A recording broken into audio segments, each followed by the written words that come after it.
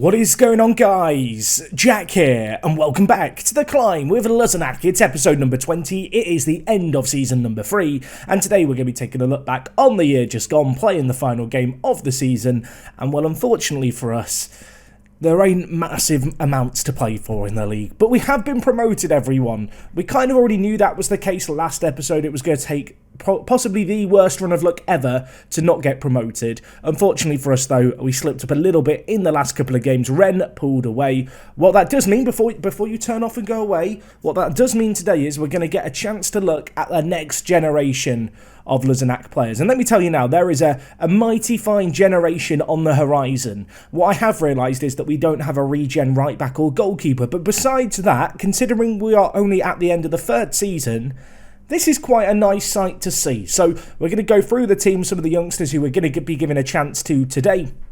But before that, let's have a quick look at the fixtures played since you were last here. As I said, we had a chance to take it down to the wire, and we kind of threw that chance away. The first game we took on Granville, and well, we won this one 3-1. A good little win for us. Good to see Amadou Fall get the first goal in this game. A header for the centre-back. A player who was, of course, generated at the club when we first came here. One of the older regens in the team. This year, he has kind of been the third choice go-to centre-back. Unfortunately, Hugo Robert has just not been injured, and while we've not had a need for rotation, so Fall has found himself on the bench a lot. He got a goal though, Barane bar from the penalty spot, and then Big Dub coming up with a Big Dub kind of goal. You know what he's like, he's just a weapon. He's just a weapon, is that man from set pieces. He was very good, a 3-1 win. As I said, Amadou Fall, I don't know how to feel about this guy. He's been great for us, I really, really like him as a player.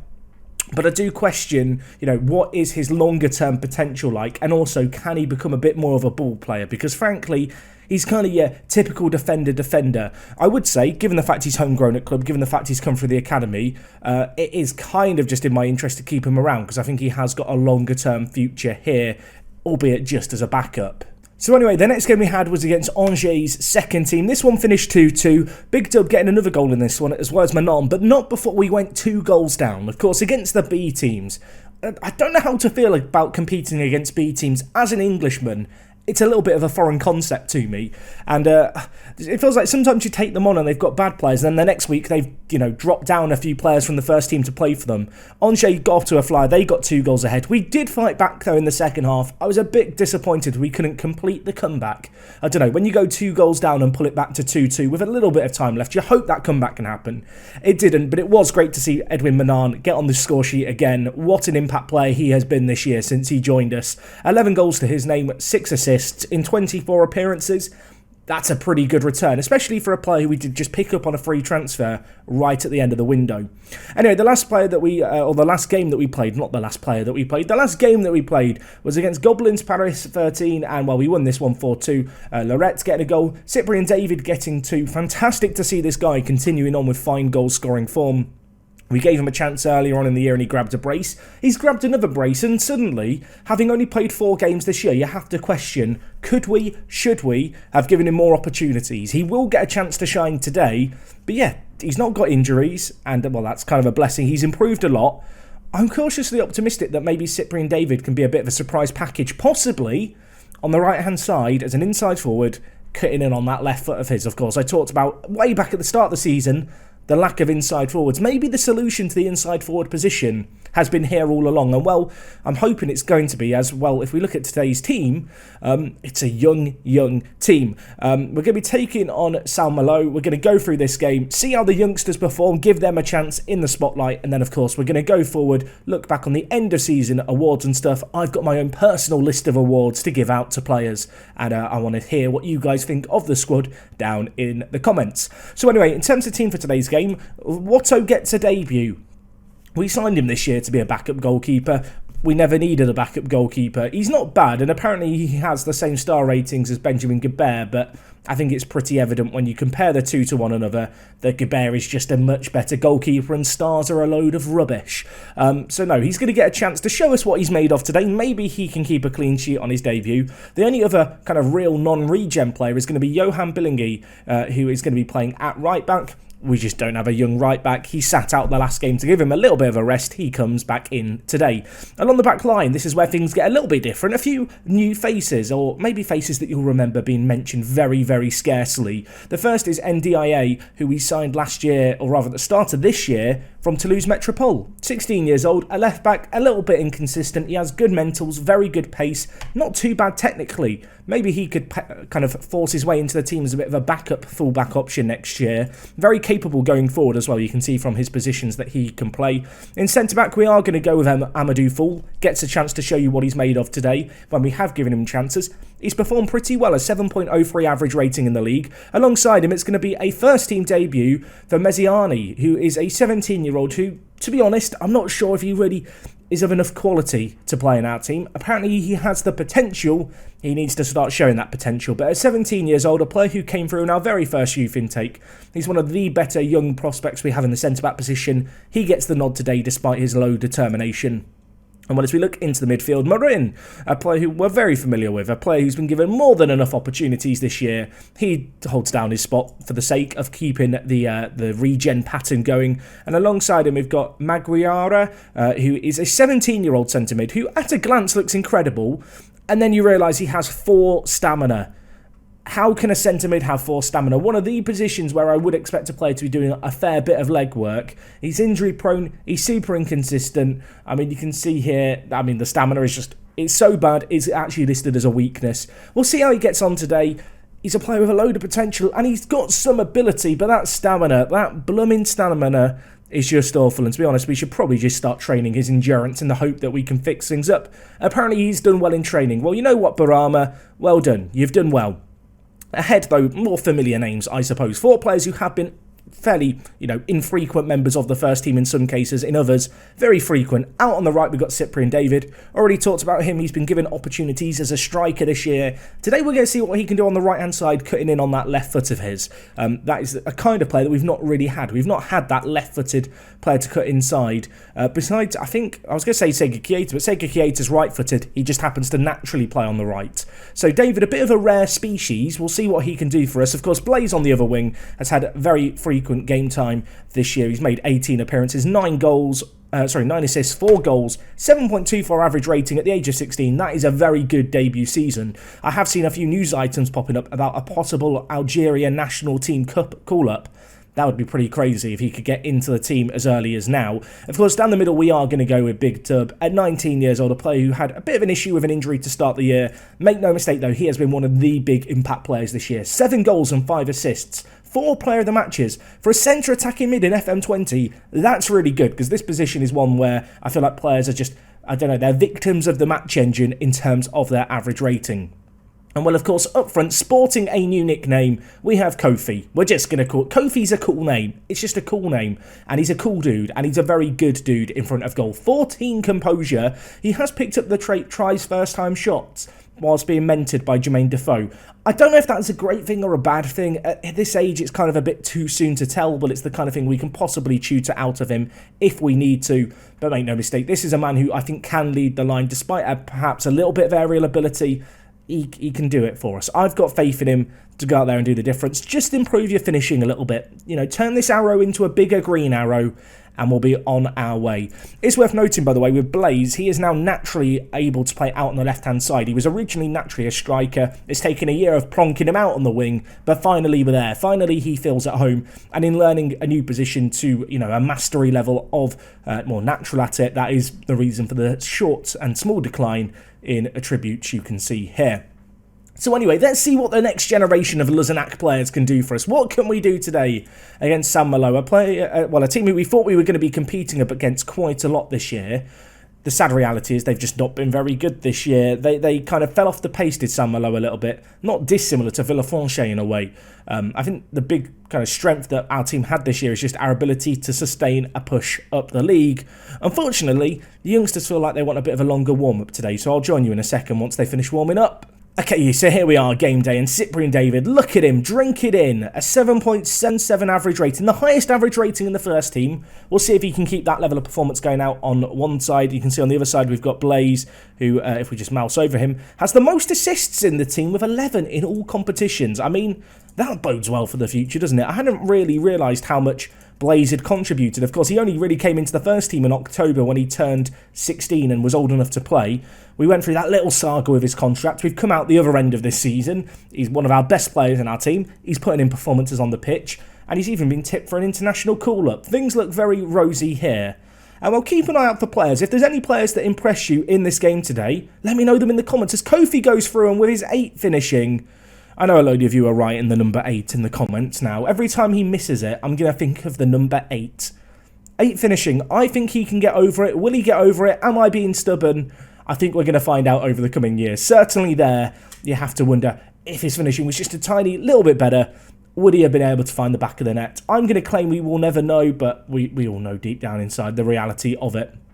Anyway, we're on the defence here. They've had a bit of build-up play. That is a missed tackle by DIA. Gives them an opportunity to turn, but it goes wide.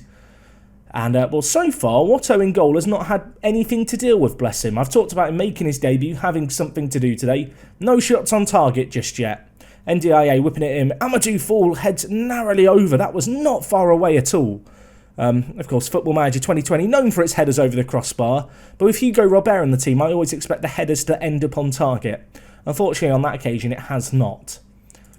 I'm not really sure what to expect from this game from our team. I feel like our biggest talents lay in the final third. Of course, we've got a few of the experienced youngsters like Billingy in the team still. But I was expecting a high-scoring game, and after 33 minutes, we've not really got that. As NDIA makes a tackle, now with Big Dub. I think our front four could all start the team without massively handicapping our overall ability. You know, maybe they are slight step-downs from the likes of Manan. But they're good enough for this level. I do think with Maguire and Mizani and NDIA especially, they're kind of 3 players that you could certainly view as a weakness. Anyway, at the break, it's 0-0. It's been a very Luzenak performance. 67% of the ball.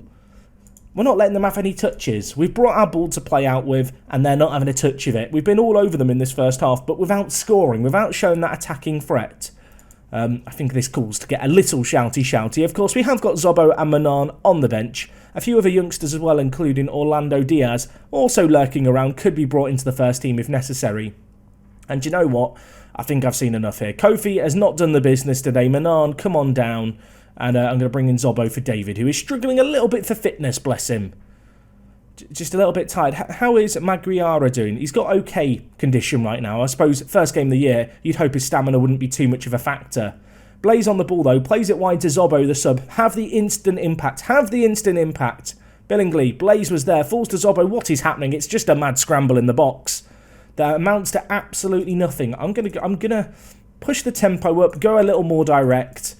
Let's play to win this, guys. Let's play to go for the win. 9 minutes left. It's not been a classic from our youngsters. I was hoping it was going to be a super inspiring performance with lots of young goal scorers.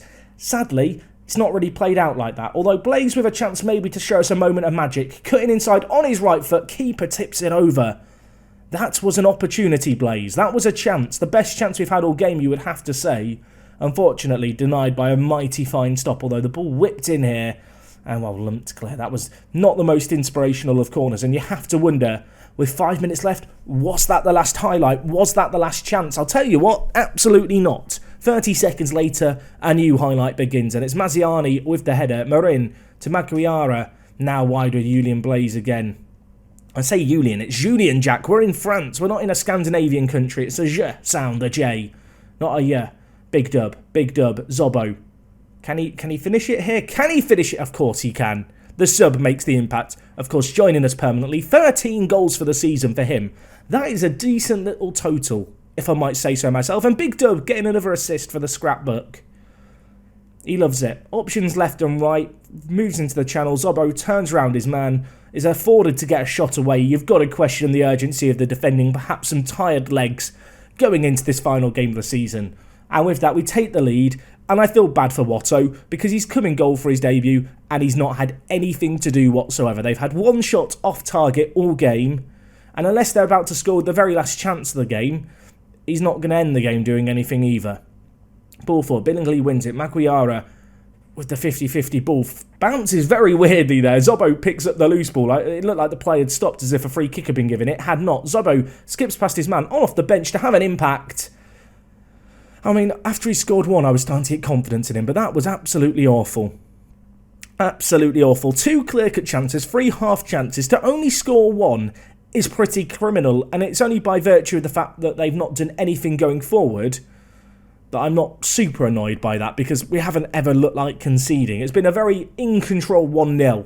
Sometimes you have a 1-0 and you scrape by against the odds. This has not been that. Maybe one last chance to end the season with another goal. Messiani with the free header from the Blaze corner, but unfortunately straight down the hands of the keeper. That should be all she wrote. We are going to end with a win. I want to claim it's by our youngsters. The sad reality is Zobbo has come on off the bench and got the goal, and I'm not sure he can really be credited as being one of the younger next generation players here. You can see Big Dub picking up man of the match. What an incredible season he has had. He's been just the outright standout player in the centre of the attacking midfield position. You know, there's been a few players who perhaps would have been afforded opportunities if he didn't perform. The sad reality for them is he did perform. You can see on the final day of the season, Rennes 2 did lose. So with that in mind, we only finished 3 points behind them. Villefranche in the end finished 13 points behind us. And with a win here against USA Malo, we finished 18 points ahead of them. You can really see how those two teams faltered just towards the end of the season as, well, we slowly pulled away. But anyway, guys, I'm going to jump forward. We're going to go to the end of season section, look through the awards, look to the future. Don't go anywhere. We're going to have a look back on the squad, talk about what we might need to do in the summer. But it's going to be an exciting time as we move into the French National League, which, just as a reminder, is the highest league that Luzenac have ever played in officially. I realise I just scrolled down there and it was actually on screen for just a second. I've cursed myself here. Jack, find the National League quick. It's not that difficult. Here we are, here we go. A team that last season was won by Show. Going to be a step up this year, a new challenge. Some fairly familiar names there. Teams that I've actually heard of. That's usually a sign that you're making progress. We'll have to see how we get on in them. Don't go anywhere. We're going to do end of season review. I've got some awards to give out, and I want to hear your thoughts on the team down in the comments. Let's do this. Okay guys, so we are back here for the end of season wrap up, and you might be looking at me going, Jack, you look different. I've had a haircut, you know, I've done the thing that regens do where they shave off all their hair or something. Not quite to the same extreme, I suppose, but yes, we're back. End of season wrap up. I've done some stuff today. It's been one of those days. It's been mad. I've been running around.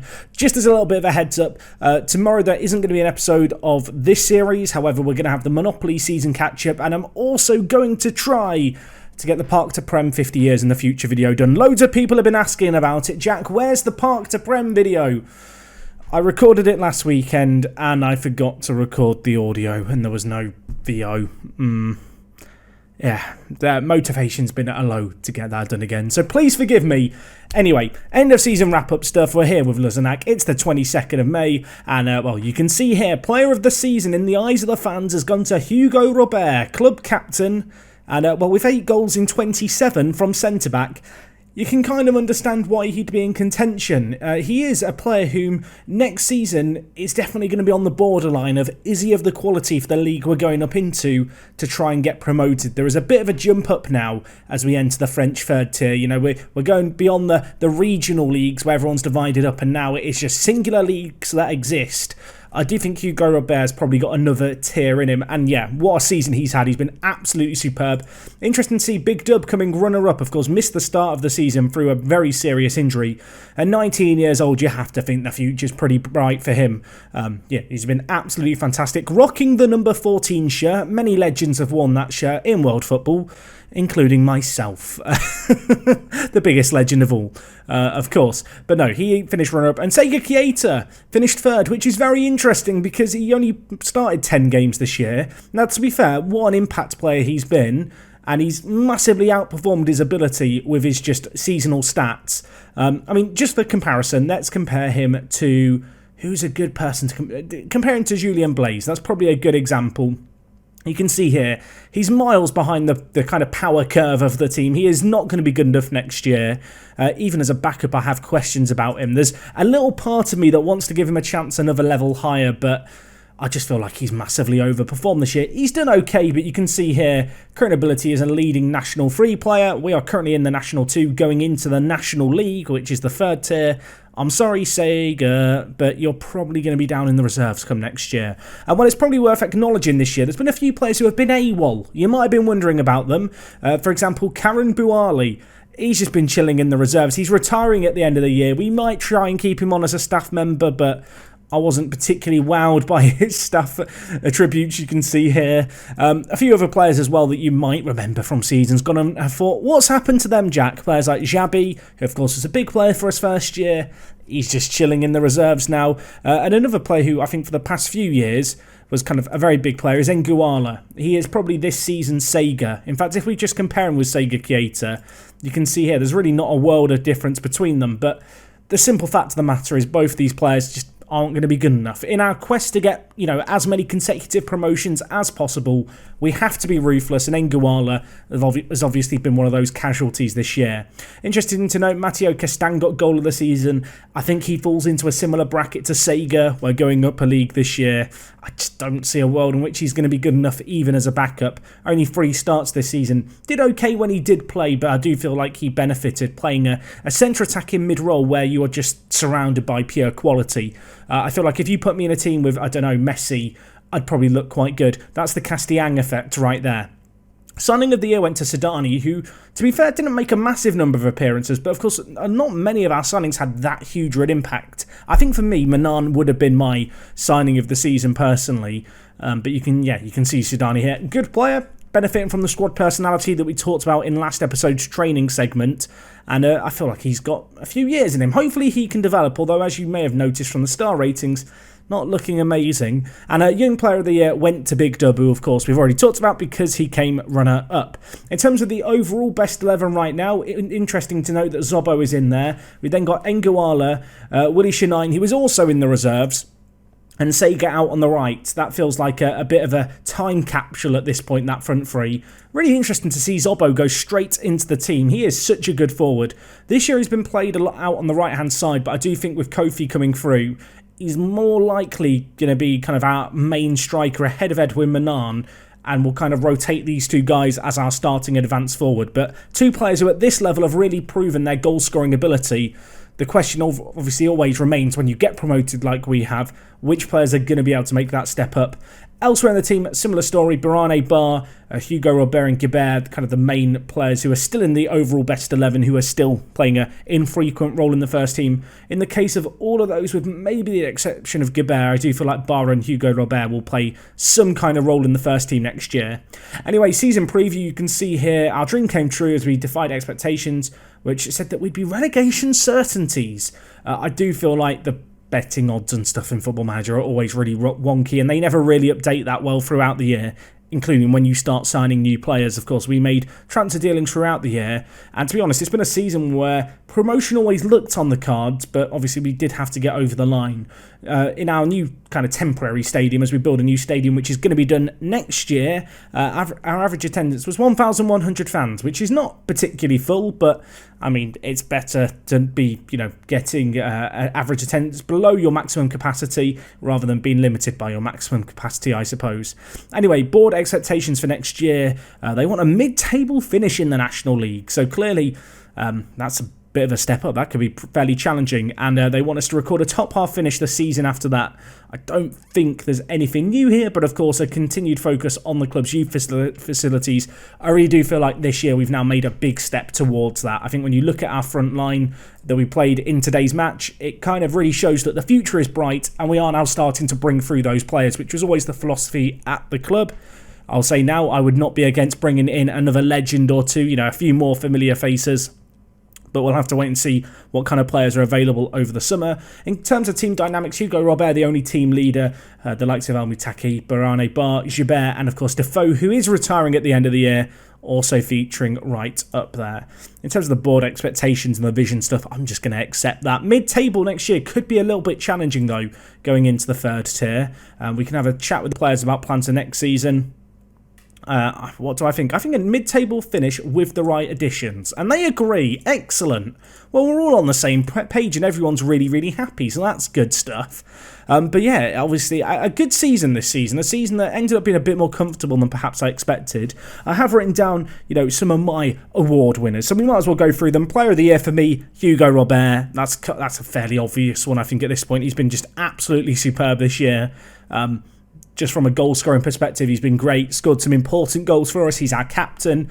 Of course, kind of stepping up now. He's been at the club 3 years, always been an ever-present part of our team. And as I said, I do feel like he's a player who will make the step up next season. My young player of the year, unsurprisingly, goes to Big Dub. Despite the injury setback, he came into the team and he just put up some superb numbers. Going to be interesting to see what he can do next year. Obviously, at the moment in our current season, he plays as an advanced playmaker, and I do wonder if with his poor teamwork and anticipation, maybe playing him as an attacking midfielder might be a better option longer term, possibly even playing him on attack. But I think if I was going to do that, I'd want to get a playmaker deeper in the team, and at least right now with Barane, Bar and Marin, don't feel like we have that option in our ranks. My clubman for the year, the kind of best servant of the club, goes to Hugo Robert. Sorry, it's predictable, I know. In terms of disappointment of the year, this was a tricky one. This was a really tricky one. I actually decided that Enzo at left back deserves disappointment of the year, and that's considering the fact that he's played 26 games this year, got 1 assist, which isn't great, and an average rating is 6.95. If we just compare him statistically with, I guess the best option would be Billingy here at right back, just so you can compare the left and right back. Obviously Billingy is a much better player, but you can just see here from a statistical perspective, just the average ratings, a big gap between the left and right side. Obviously, when you compare them, there's quite a big gap in their ability, but I do feel like, with Enzo, I was hoping for a little bit more. And in a season where, to be honest, lots of players have played very, very well, there has to be a worse player. And I think when you look at average ratings and players who featured in the team regularly, with his solitary assist, he kind of deserves to be there. And finally, signing of the year, and this might be an interesting one, I'd give it to Manan. I'd give it to Manan because I think he came in at a point where I thought promotion could be on the cards, but I felt like we were lacking something. And to come in with 17 goal contributions in 25 games is a massive contribution. Only one player of the match. He was kind of always the sideshow. He was the glamorous assistant to the rest of the team. Whenever someone had a standout performance, it was often Manan doing the dirty work alongside them.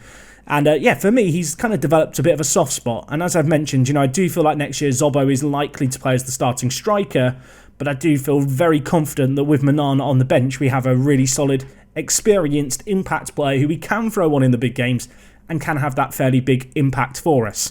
So thinking ahead to next season, in terms of the actual team, I already talked about my plans, I think, with the final third. Of course, as always, these plans are subject to change.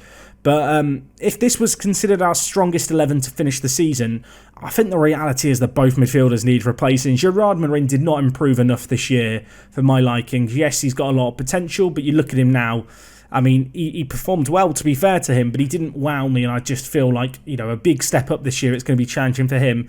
I do also wonder if Barane Bar, if his days are numbered. At 30 years old, I don't intend to sell him at all. I think he offers some vital experience, and I think as a more kind of backup defensive midfielder option, he could do a good job for us. You can see here, leading player for most national free sides.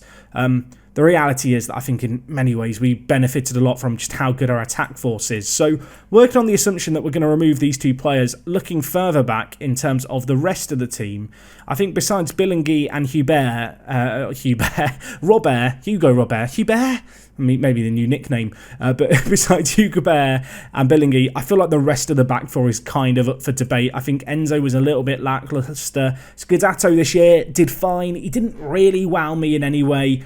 I think he could be a very good backup next year, but I do wonder if there's maybe a better quality player out there who could replace him. And I do feel like in goal for Guibert, there's got to be a question raised as to, can we do better next year? At 27 years old, he's had 2 very good years at the club. This year, he actually, got a decent number of clean sheets again, 11 to his name. But if the right option was out there, I don't think you'd say no. So in terms of where I'm looking to, I guess, fill gaps in the team, I think this is the team right now. You guys can let me know what you think of the squad. Of course, as I've already mentioned, over the next couple of days, I'm going to be playing through the off-season. So I've got a day or two to think about things and really weigh it all up. But I do feel like when you look at this team on the whole, there's a really good core here, particularly with the attack. It's just about, strengthening the defence. I feel like in the midfield, if we do want to keep playing our super possession-oriented play, we've got to add a bit more quality in there. As I said, potentially we move Big Dub to play attacking midfielder on support. Maybe then we go with a deep line playmaker and a ball-winning midfielder. Maybe even a box-to-box midfielder and a deep line playmaker on defend. But it all kind of comes down to what players are available when it comes to the centre-mid positions.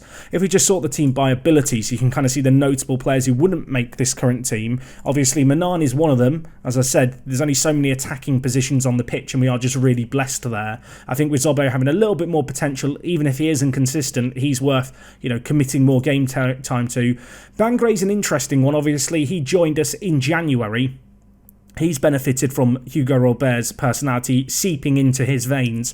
I think he's a good backup player. I don't feel super wowed by him. I don't think he offers us anything that, for example, Blaze and Kofi don't already offer us. I mean, if we just compare him to Kofi here, you can see he's just a worse version of a 16-year-old superstar.